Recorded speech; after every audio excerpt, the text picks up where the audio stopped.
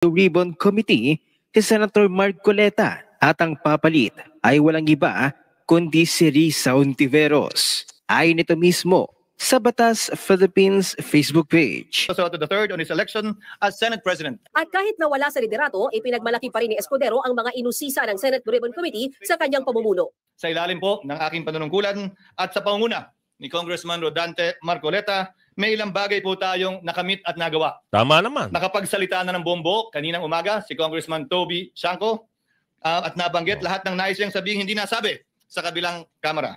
Nasabi na rin po, Ginoong Pangulo, ang the name that cannot be mentioned, ang pangalan ni Speaker Martin Romualdez at Congressman Zaldico sa pamamagitan ng paghiring. Ay, hindi ko po nabalitaan yun. Ang nabalitaan ko lang is yung change in leadership sa House. Hindi po, pasensya na po, hindi ako pwedeng magkomento doon. Dahil hindi po ako member ng Senado. Tama. Tinuna ko lang kayo ng reaction. Parliamentary courtesy, hindi po ako makakapag-komento sa internal matters ng Senado. Yes.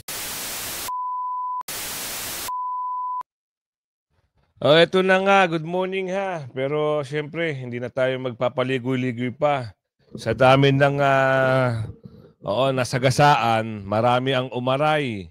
Ngayon, sa galing ng mama na sina Senador Marcoleta at itong nag-imbestiga na si Jinggoy, si Comtre, ano ba tawag nila doon?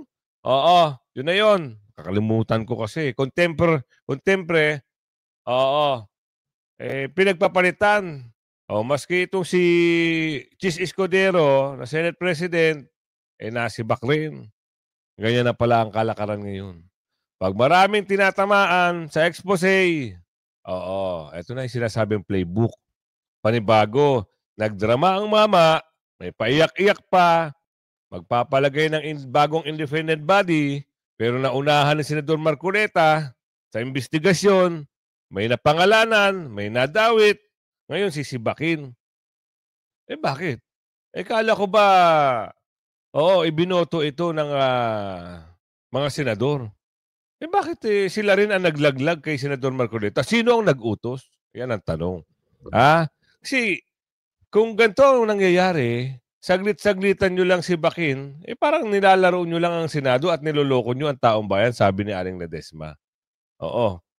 Planado nila lahat, kaya ganyan, huwag na tayong magtaka. Sabi dito, nasa Congress ang korupsyon. Aguy. Woo!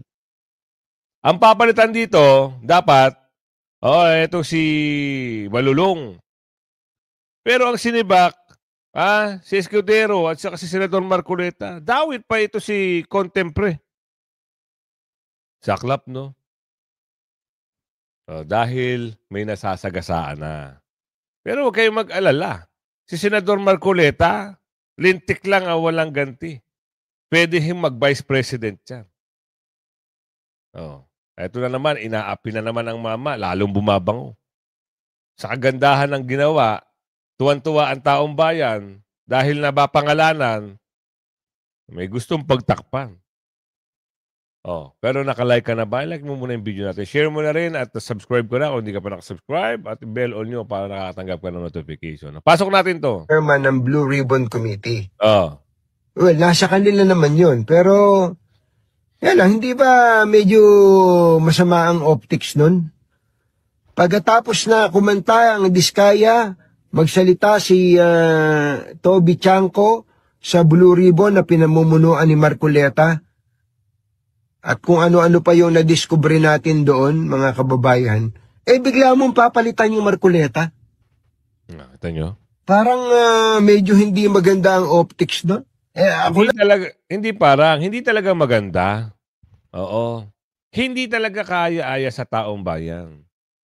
Ang ganda na ng anlinaw na May napapangalanan, may kumanta, may nag-expose ng mga congressman, sinabi na at sa DPWH meron na rin.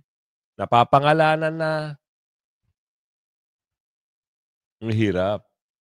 Diba? Ginagawa lang ni Senador Marcoleta ang trabaho niya. Pero ano nangyayari? Diba? Wala ako. Yun na may nasa sa isip ko lang. Hindi po ba? Hindi. Oo. Nabigyan siya ng opinion niya at reaksyon. Ito, dahil hindi pumanig sa kanila, ito si Mamang Quezon, si Chis Escudero, dahil sa impeachment. Kasi yun talaga ang target nila, ma-impeach si Bibi Sara O yun ang target nila. Hindi pumanig yung mamang taga Bicols na si Mamang Chis Escudero. Gumawa ngayon sila ng kwento. Dinadawit ngayon ang pangalan niya dito sa donation na 30 million. Dahil doon, nakagawa sila ng isang eksena na palitan. Planado talaga nila yan, mga kasama. Yan ang, kung hindi ka partido, hindi ka nakaside sa admin, sisibaking ka. Ganyan na nangyayari. Nagpasalamat na nga si Escudero dahil andyan si Senador Marcoleta. Wala rin. Sinibak din. Nakakalungkot dito. Paano na investigasyon? Diba? Kaya pala gusto niya ihirit ito si Bungit-ngit.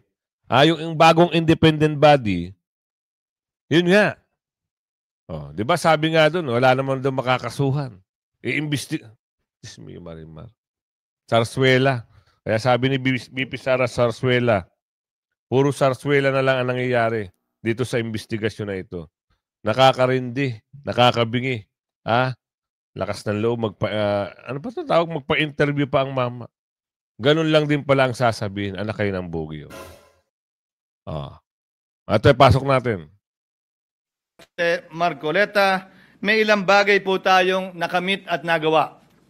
Nakapagsalita na ng bombo kaninang umaga si Congressman Toby Shanco at nabanggit lahat ng nais niyang sabihin hindi nasabi sa kabilang kamera. Nasabi na rin po, Ginoong Pangulo, ang the name that cannot be mentioned, ang pangalan ni Speaker Martin Romualdez at Congressman Zaldico sa pamamagitan ng paghihiring kanina pong hapon.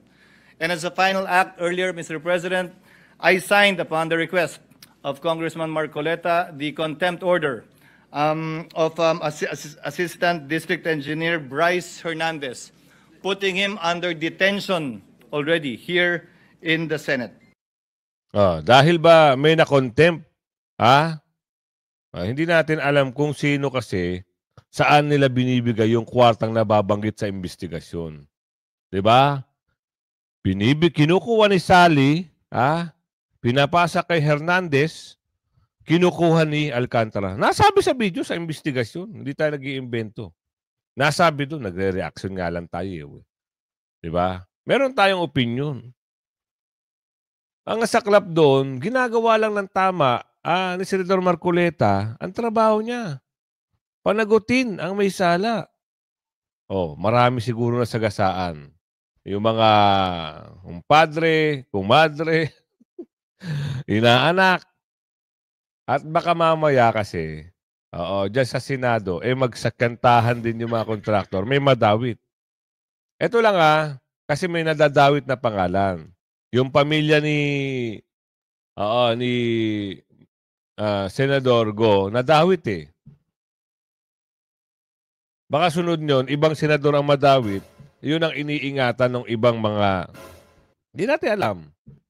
Ang hirap lang, tama naman yung ginawa ng mama. Diba? Mag-imbestiga. Mali ba yun? Na pangalanan, yung dapat pangalanan? Mali yun? May listahan, may record.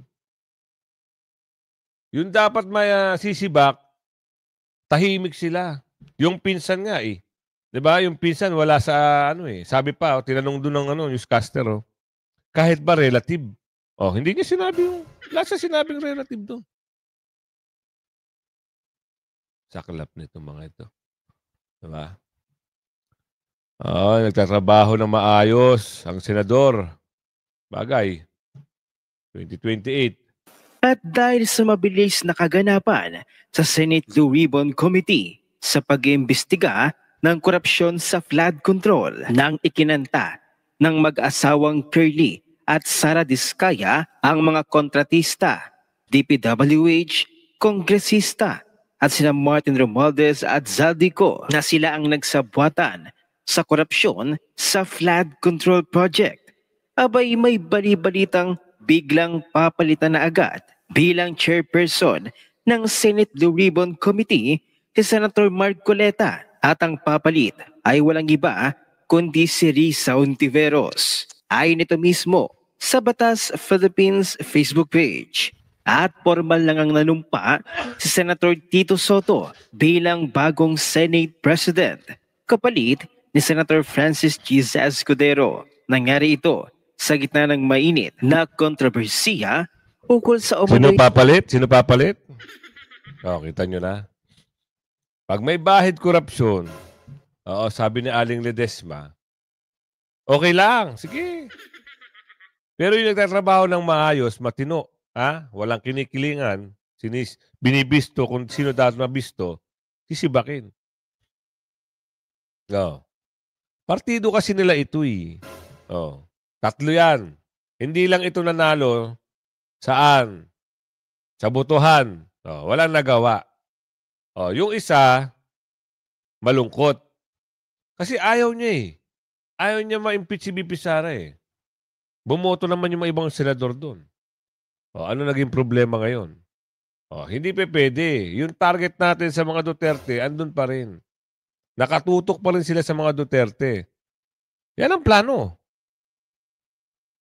Ngayon wala nang kakampi. Eto na.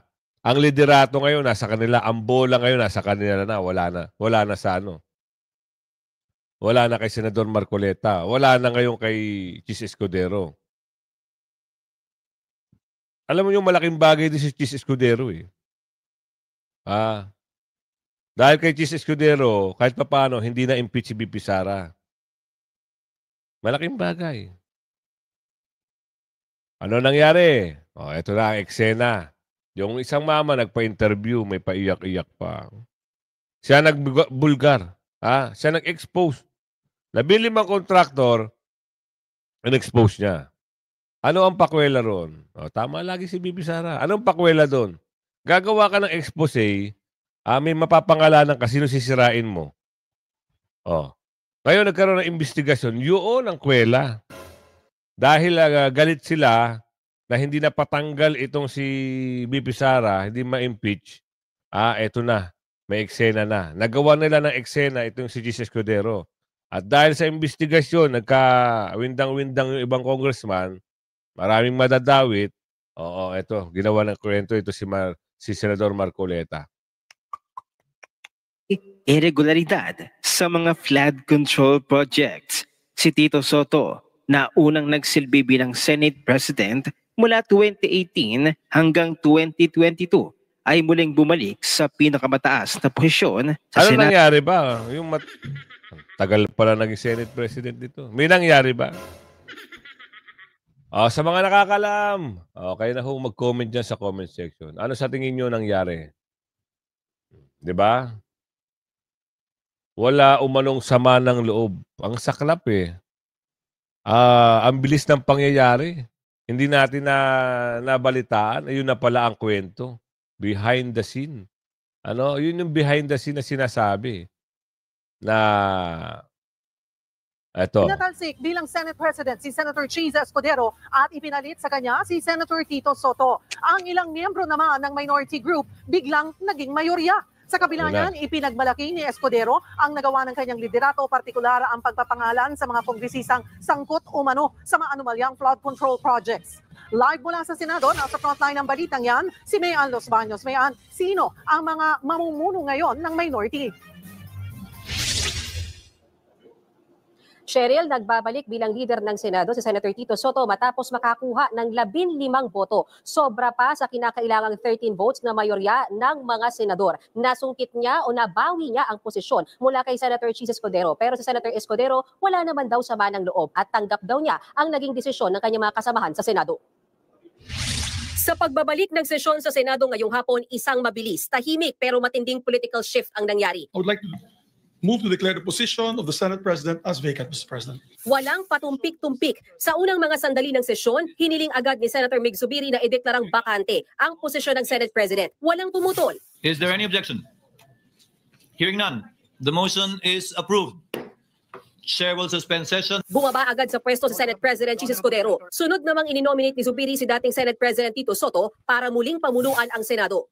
As Senate President, he always led with fairness and transparency. With Senator Soto as Senate President, the Senate is in good hands. Sinigundahan ito ni Senator Loren Legarda. Umakyat sa rostrum si Soto, nanumpa. At mismong si Escudero pa ang nagpasumpa sa kanya. Nagyakapan pa ang dalawa. I, Senator C. Soto III, having been elected to the position of Senate President, that I will well and faithfully discharge, to the best of my ability, duties of my present position, so help me God. Congratulations, citizen. Thank you, sir. Hindi lang si Soto ang umupo sa bagong pwesto. Ang ilan sa minority group biglang naging mayorya. Si Senator Ping Lacson na ang Senate President pro tempore. Pinalitan si Senator Jinggoy Estrada. Si Zubiri naman, Majority Leader. Kapalit ni Senator Joel Villanueva. Kinumpirma ni Soto na 15 ang senador na sumuporta sa kanya. At sa kanyang acceptance speech, siniguro niyang magiging independent ang Senado. But this Senate will remain cooperative, but independent, balanced, transparent, and sincere. Walang diretsong sinabi kung bakit napatalsik sa Escudero. Pero sa talumpati ni Soto, binigyang diin niya ang problema sa katiwalian. Our people... naman, nagawa lang ng issue yun. Oo, alam niyo naman. Bakit nga si Bungitkit nagdadrama-drama? Sumatotal, ganito nangyari. Isipin niyo mabuti nga. Diba? Pag gusto nila, magagawa nila ng paraan. Umalma lang si Kachis. Ayaw niya i-impeach si BP Sara. Kaya nanindigan siya. Anong nangyari? Are enraged of corruption. The failed flood control projects that's supposed to protect the lives, livelihood, and property. Ano nangyari? Tama naman ginagawa ni Senador Marcoleta. Bakit sinibak si Senador Marcoleta dyan sa committee niya? Sige nga. Bakit? Ang tanong. Di ba? Sinusunsun niya kung sino yung mga durobo. Of our countrymen, the dilapidated classrooms for our students. Samantala, walang sama ng loob si Escudero. Tinanggap niya ang desisyon ng mayorya. I serve at the pleasure, Mr. President, of the majority and understand and respect the decision of the majority of my colleagues. I hold no grudges. I hold no ill feelings. I congratulate Senator Vicente Tito Soto III on his election as Senate President. At kahit nawala sa liderato, ipinagmalaki pa rin ni Escudero ang mga inusisa ng Senate Blue Ribbon Committee sa kanyang pamumuno. Sa ilalim po ng aking panunungkulan at sa pangunguna ni Congressman Rodante Marcoleta, may ilang bagay po tayong nakamit at nagawa. Tama naman. Nakapagsalita na ng bombo kaninang umaga si Congressman Toby Shanco at nabanggit lahat ng nais niyang sabihin hindi nasabi sa kabilang kamera. Nasabi na rin po, Ginoong Pangulo, ang the name that cannot be mentioned, ang pangalan ni Speaker Martin Romualdez at Congressman Zaldico sa pamamagitan ng paghiring kanina pong hapon. Isipin niyo mga kasama, sa pamumuno, sa panunungkulan, sa pag-upo at pag-upo pa lang, ilang hearing pa lang, parang 2, 3. Ito na, bumungad sa atin. Natutuwa ang sambayanan sa nangyayari dahil umuusod na investigasyon Akala ba natin, ang sinabi nitong mama na ito, paiimbestiga niya. Wait lang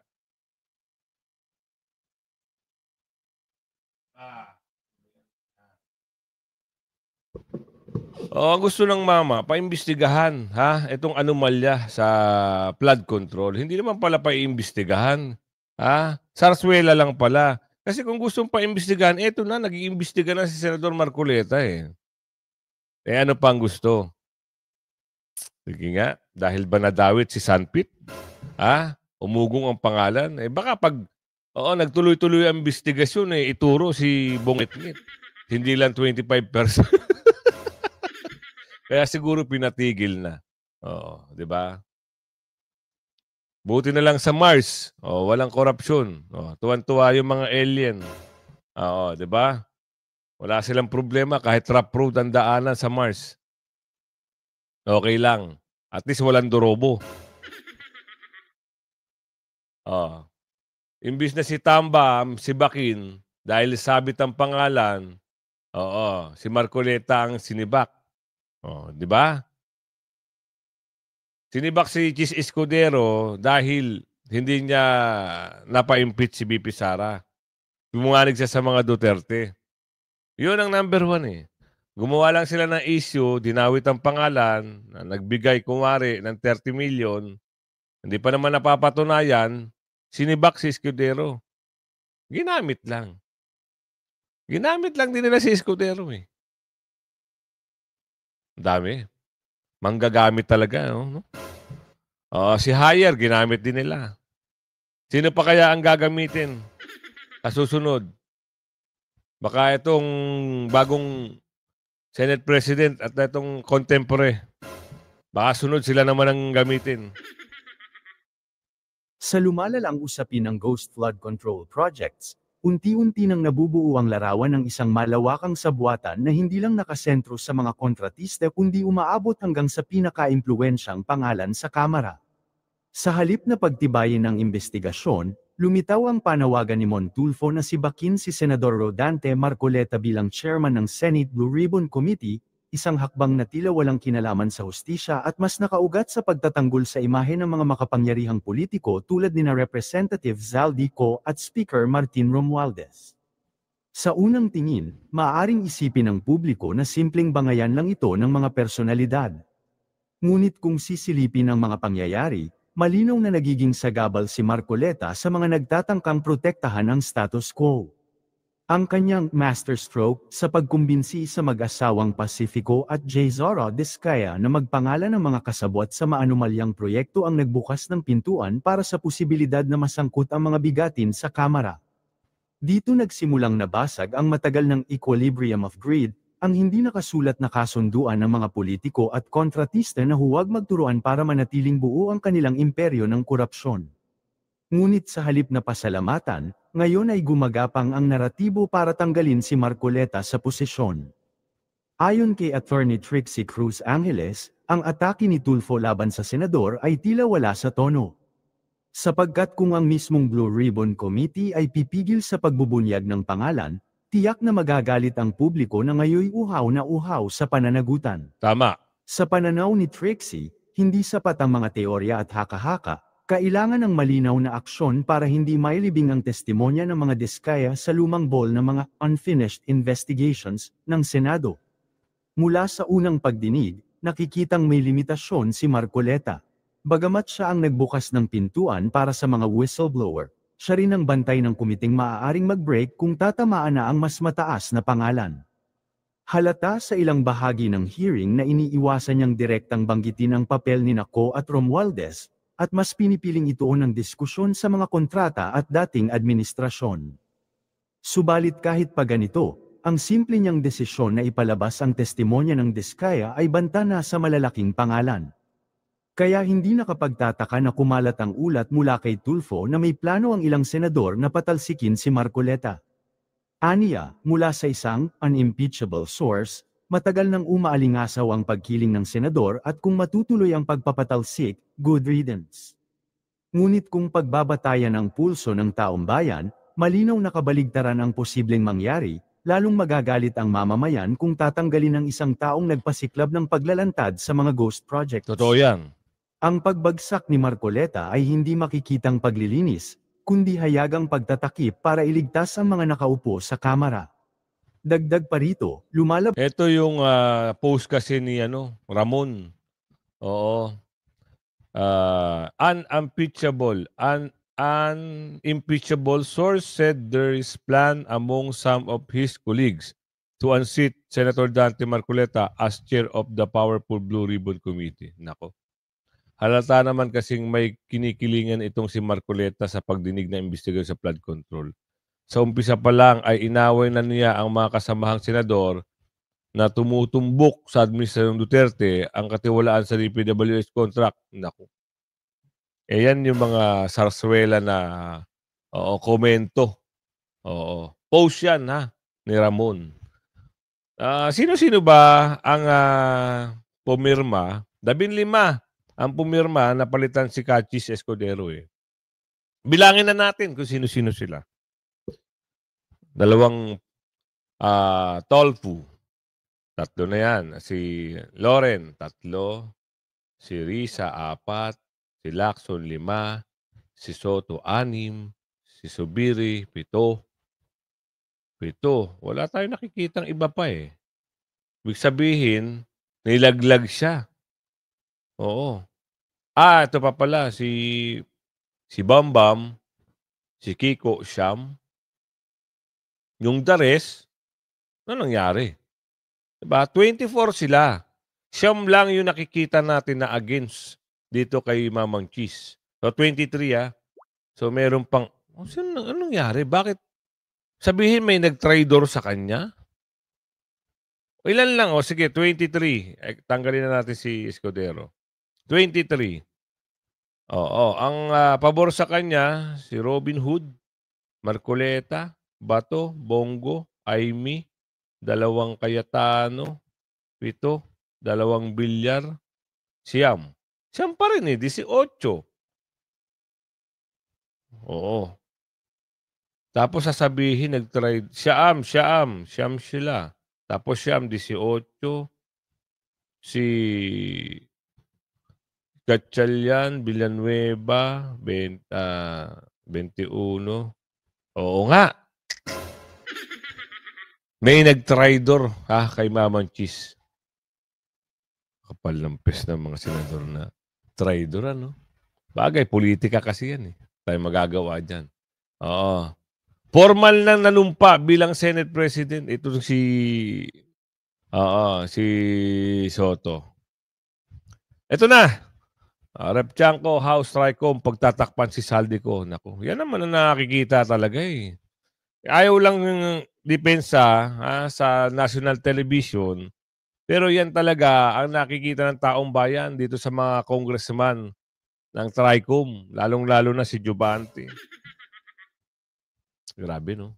Gaya ng ating nabanggit kayo na nasa linya na po ng ating komunikasyon ng representante po ng Nabotas, Kong Toby Chanco. Kong Toby, napapanood po kayo sa Net25, napapakinggan po sa Radyo Agila.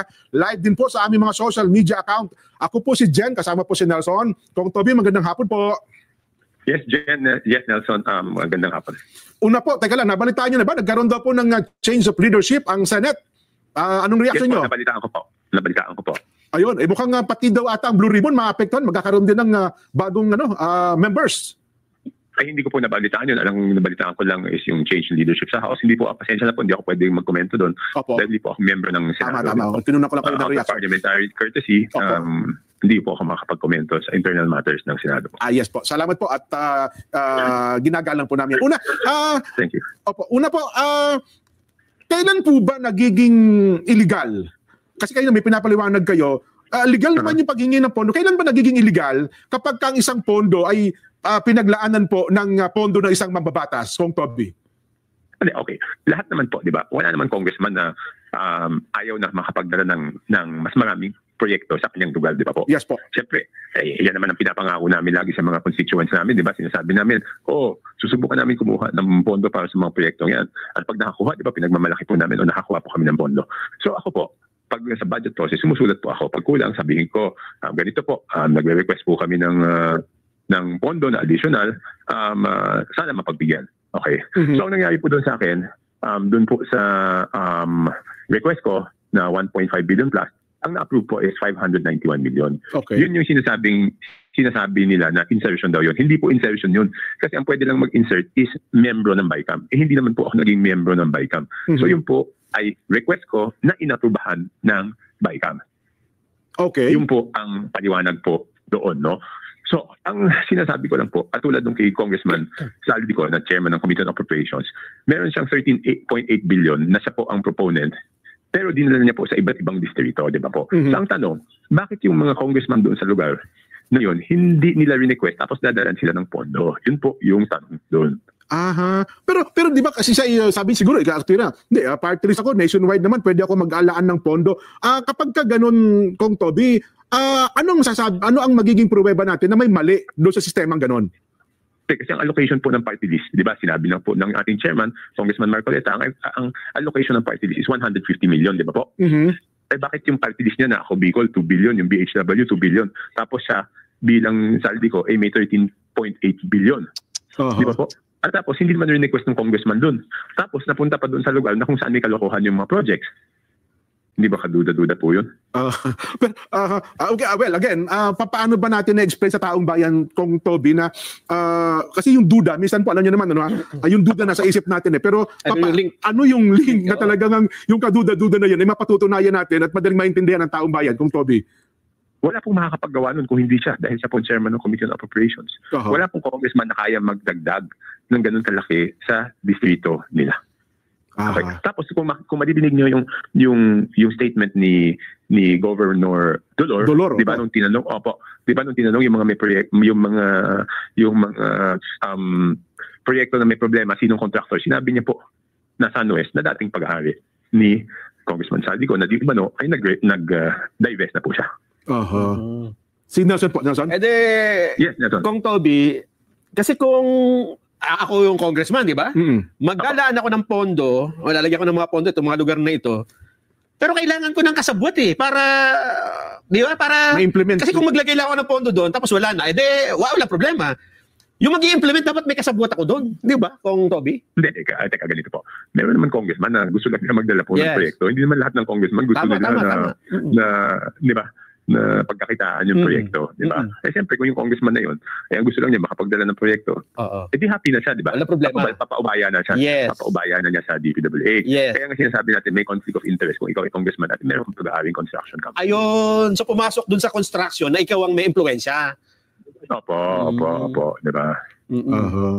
Nako, pero ano hong mga violations? Kasi ang hinahanap natin ngayon, mapanagot kung sino man ang may mga paipaglabag, Kung Toby.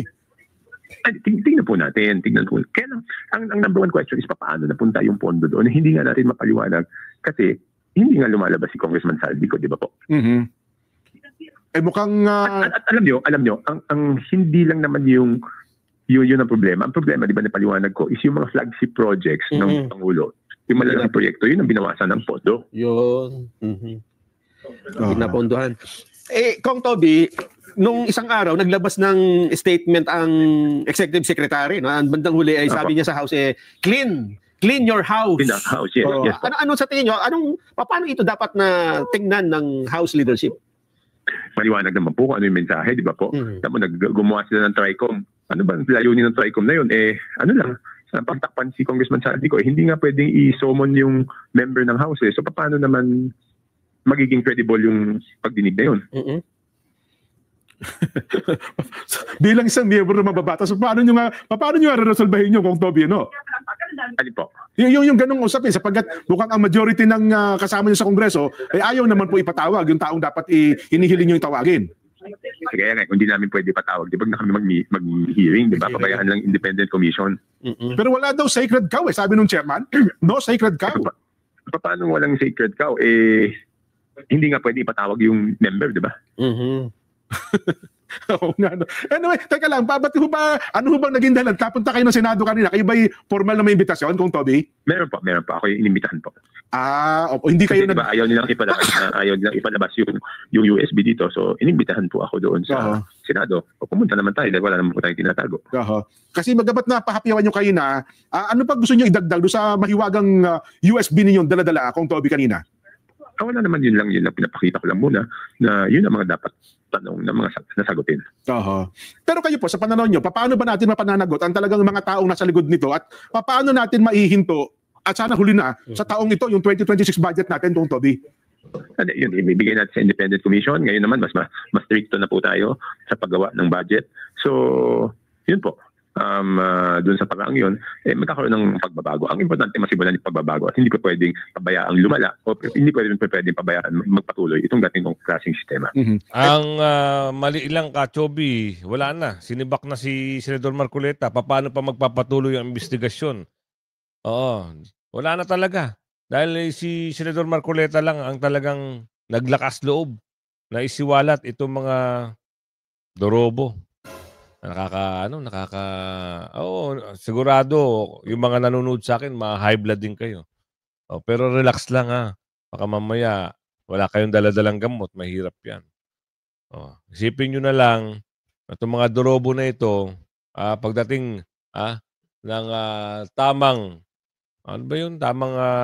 paghuhukom, yung maraming nagawang pandodorobo, mas mahihirapang umakyat sa taas yan.